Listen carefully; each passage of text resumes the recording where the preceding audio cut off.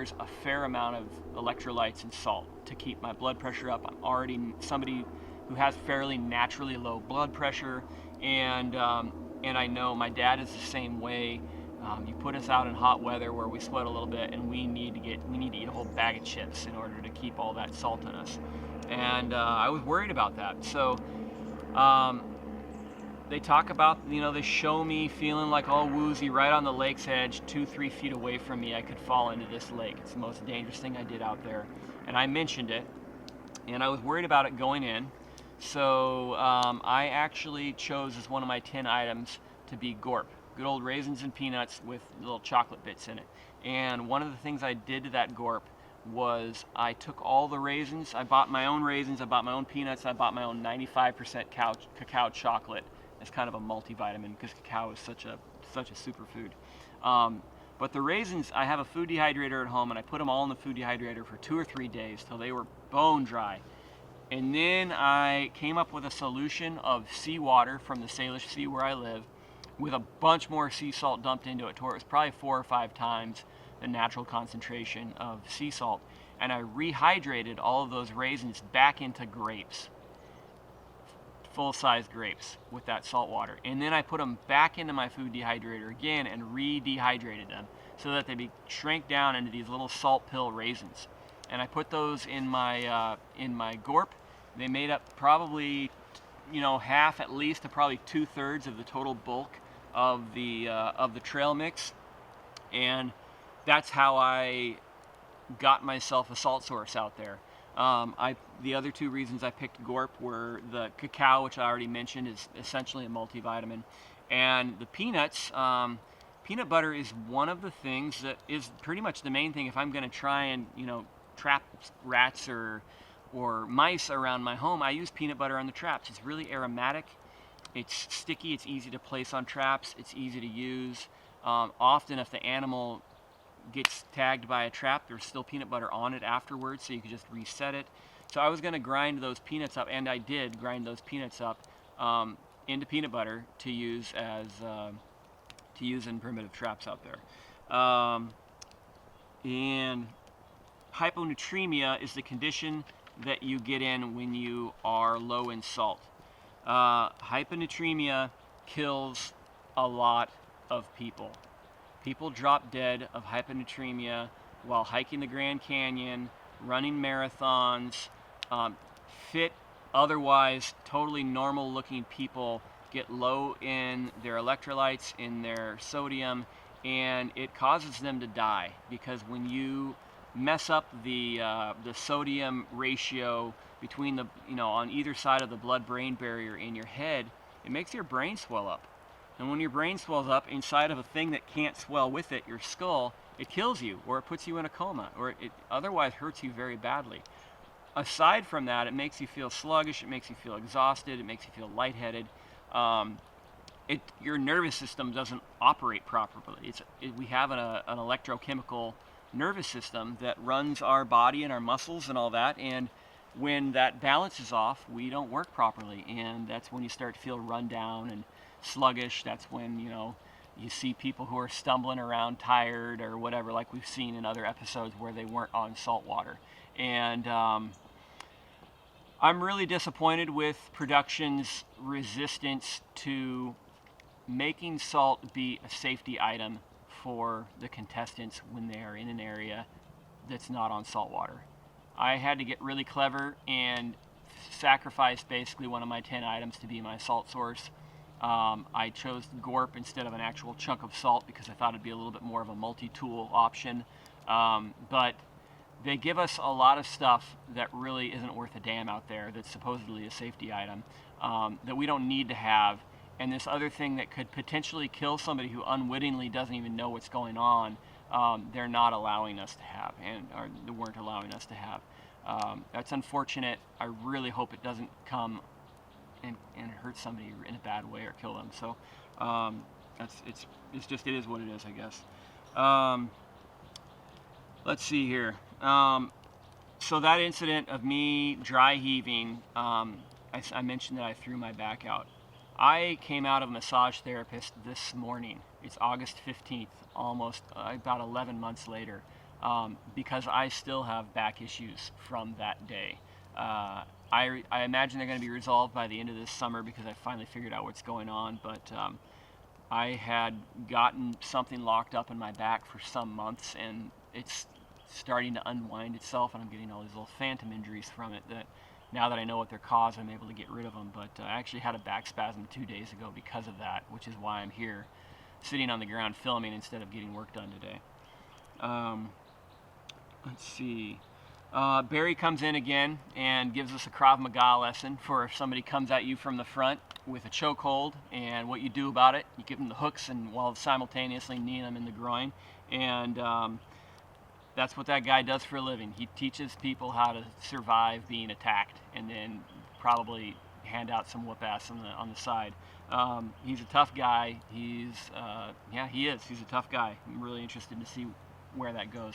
He found 6 cans out there that another thing I was super jealous of. I found 1 can while I was out there, and I got more use out of that stupid little can than you can imagine. I was constantly using it 10, 20 times a day, I bet. And to have gotten 6 of them was pretty cool, and he really put one of them into good service with making that fishing lure, which unfortunately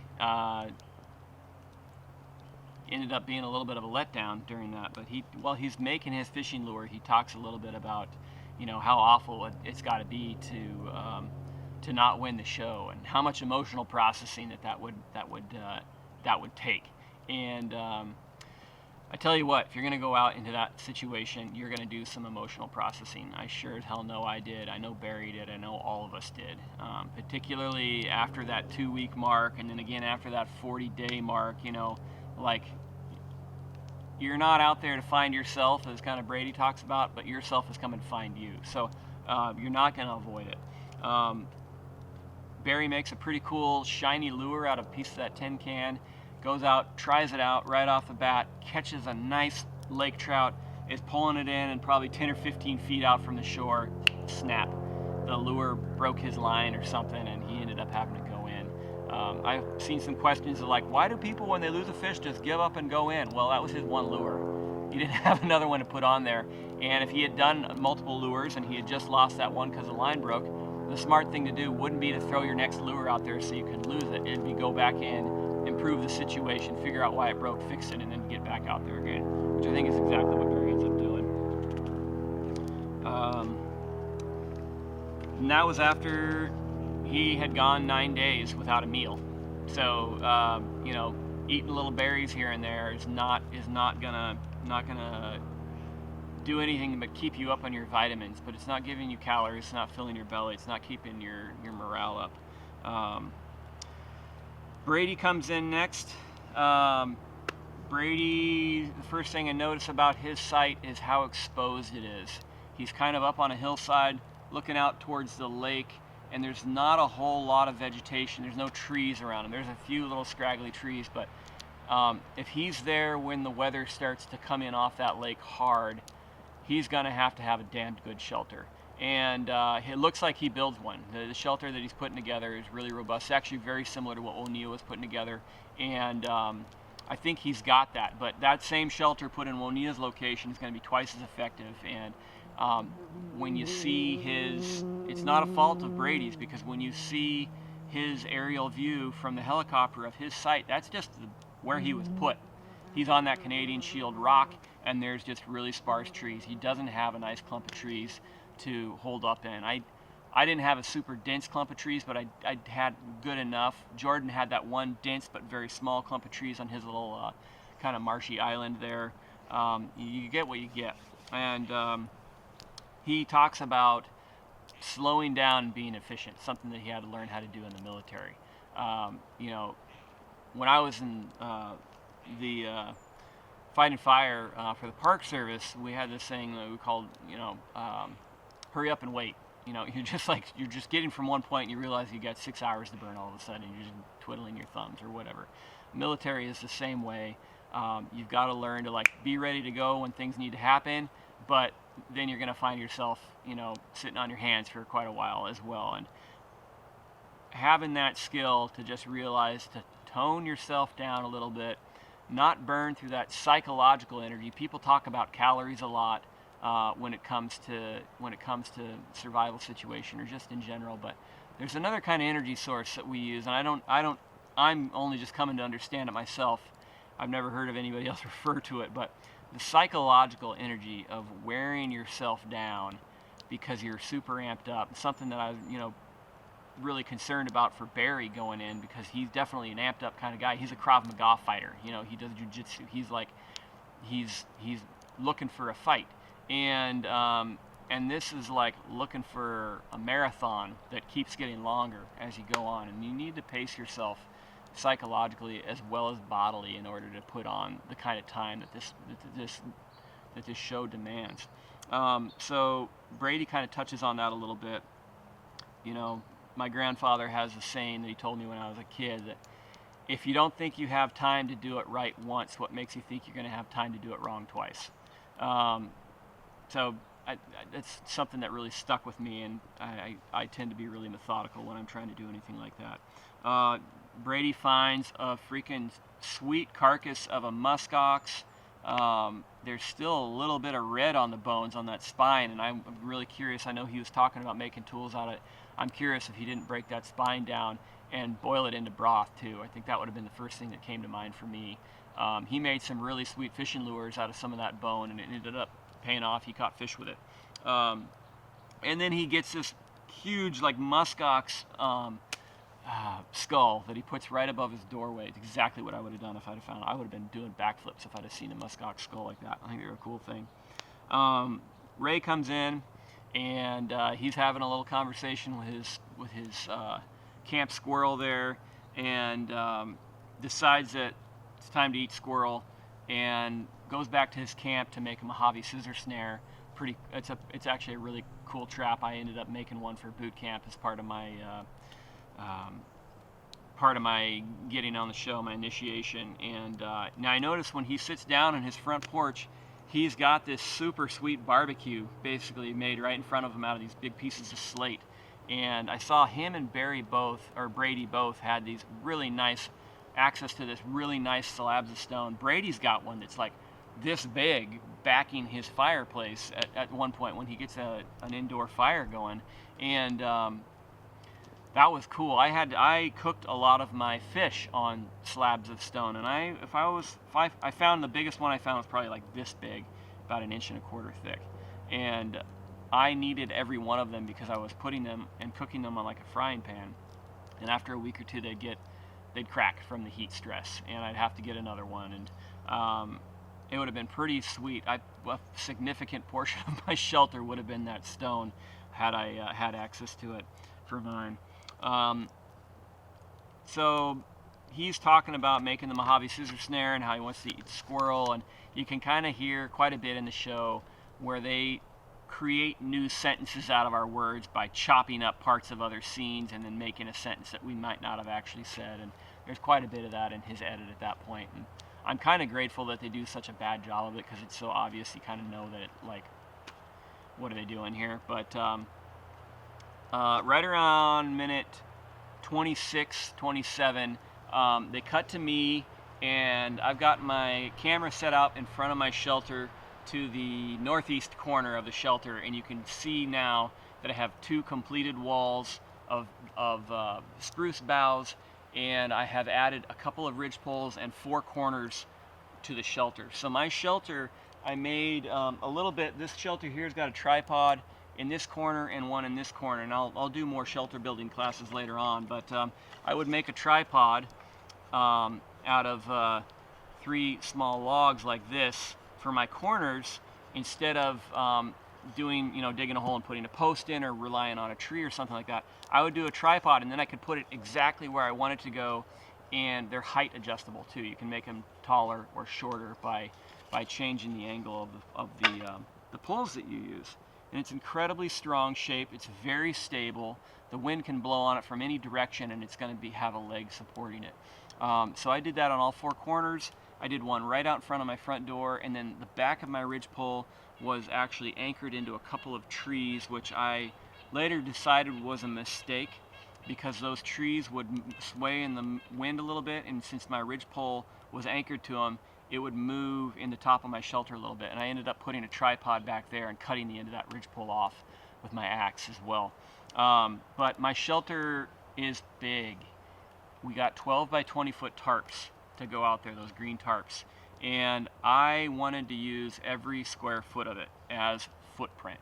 So I put mine out and I did the roof kind of like a barn shaped. It wasn't A-frame, it was like going out. I was maximizing my size, and then my walls actually sloped out from that too, because I took poles and I leaned them just like the back of this lean-to behind me.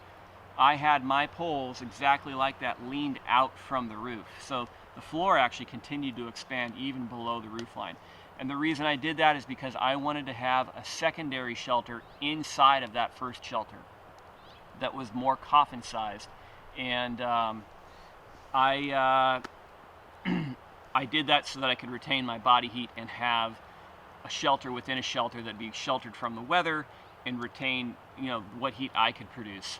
I was having some really significant problems already by that point with my sleeping bag being warm enough, and I was really concerned about it. So I put a lot of energy into that interior shelter. I wanted the big exterior shelter because I wanted to have plenty of room to work on projects. I wanted to be able to cook. I wanted to be able to clean game if I needed to. I wanted to be able to get in and out of the weather and hold up without ever having to go out into a blizzard. And that meant having like up to nearly a quart of firewood in there with me. So I did have tons and tons of firewood in that space. Literally, probably a ton of firewood by the time I left. So I really liked the idea of being able to move around and work on projects like build the doorway and all that sort of thing. Brady talks about how he's out there to win. He's not out there to find himself, and I spoke to that earlier. It's like you don't have to be out there to find yourself. You're going to come find yourself because once everything else falls away, you're all that's left. So they cut to Ray again. He's really determined to get the squirrel. He goes out and checks his Mojave scissor snare. Doesn't deploy properly because the trigger stick gets caught on something, and then all of a sudden there's a squirrel. He grabs his bow and he ends up shooting the squirrel. And then he ends up cooking it and eating it. We cut back to him later on. Then we cut to Michelle. Her traps start to produce, and she gets a prairie chicken, a little grouse, and you can see in her eyes and the tone of her voice that was a game changer. Like, she is in the game again. Michelle is a tough cookie. Again, I said she's from Saskatchewan. She has got a hard background. She raised herself barefoot, in the north, and Michelle will not be quitting the show voluntarily. I guarantee it. She is a tough person, pretty much like most everybody on the show. So I predict this season you're not going to see any of us going out really lightly. It's going to be a grueling season. So cut back to, let's see here. Dun, dun, dun, dun, dun. Oh yeah, so then Michelle, proves that she's not going to tap out lightly because her shelter catches on fire. And she deals with it. She puts it out. That's a pretty significant event when you're caught inside of a small place and it lights up around you, and then you go put it out. I'm really excited to see how the next episode, what the extent of the damage was and how she's going to have to repair and what gear she lost in that event. That's no joke. When you have a fire in an interior space and there's not metal pipes carrying the smoke out, everything gets covered in creosote. Creosote's that stuff that causes chimney fires inside of chimneys. It's all over everything in there. It's also the same thing that smokes our meat and our fish, but it's flammable. And the longer you have a fire going, and at this point it's probably 2.5 weeks in, the more of that flammable stuff you have built up on everything inside the shelter. And all of a sudden it becomes a tinderbox where just a spark is what catches it. And I didn't know that going into it. I doubt she knew it. I doubt any of us knew that, like, the more you have a fire in a space like that, the more flammable the space becomes. And it's kind of an interesting thing. Not to mention you stink like smoke to high heaven for weeks afterwards. And that's kind of where the episode leaves off. I did want to talk a little bit about Ray's loss from killing that squirrel and how it ate him up. I know Ray's a hunter. I talked about him, taking that rabbit out earlier on, but there's a certain point where you get raw when you have been hungry for, I don't know how many days, like 9 days or something like that before he caught that thing, without a meal. If we're hungry in the modern world, we walk 20 feet to the refrigerator, We don't deal with that kind of low-grade subacute stress all the time. If we have money worries, we get a different, there's things that we can do. When you don't have food, when you don't have companionship, you may not realize it, but again, it's that psychological energy is wearing down. And there's not a damn thing wrong with getting in touch with your emotions and doing some processing on it. And Ray is the last person on earth who's going to be afraid to do that. If you think you're going to go into a survival situation, a long-term one, and it's going to be some kind of a failing if you cried, then you're afraid of yourself. And that's your greatest tool out there. You need to be able to tap into who you are, and that means crying, that means having temper tantrums, that means whatever, and then dealing with it. You're not going to have a positive mental attitude all the time. If you think you are, you're kidding yourself. That's not what it means to be a human being. That's not what it means to be healthy. If you're that person who can't go to those places, you're probably mentally unhealthy. I consider Ray to be super healthy. He's a great man, and the fact that he was allowing himself to release some energy after killing the only living thing he'd seen his entire time out there besides a seagull and a fish probably, who freaking cares? He probably felt great afterwards. So, if you're afraid of crying, get over it, and don't bust anybody else's balls over it. It's stupid. I cried out there probably 3 or 4 times. I did it on camera. I was actually kind of hoping it would get on the show because it was an important time in my time out there. But I don't know that we'll ever see it. Yeah, Ray, you're a tough son of a bitch. I appreciate the heck for you for having cried on camera in front of millions of people. That takes some balls. Talking to somebody on Facebook and say you shouldn't have cried, you're a coward. So knock it off. That's kind of what I'm going to end this with. Sorry if that was a little bit harsh, but that's how I feel about it. My name's Nathan Donnelly. This is Northwest Resilience. If you like this video, if you like how in-depth I got on it, please subscribe. I'm going to be doing the next episode probably right after this, and I'm hoping to be caught up by the end of next week, by the end of the show, with all the episodes. So you can watch all this and then binge all the episodes. I teach outdoor survival skills. If you would like to get in contact with me about outdoor survival skills, disaster preparedness workshops, fire-wise consultations, any of that stuff, please get a hold of me through the YouTube channel. You can also access my Instagram account at northwest.resilience, and that is not a private account. You're totally welcome to like it, and I really appreciate the follows, and I appreciate the comments that people have been leaving so far on the channel. They really seem to appreciate the inside of my mind, I guess, the inside of a contestant's mind, and how I like to pick this thing apart. And this is what I did to prepare for the show.